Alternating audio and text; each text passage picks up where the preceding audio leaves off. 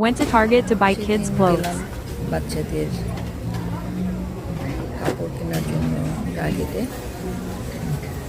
তো target shopping দোকানটা খুবই সুন্দর করে সাজানো, সব কিছু এত সুন্দর করে সাজানো যে দেখতে মনটা হয়ে যায়।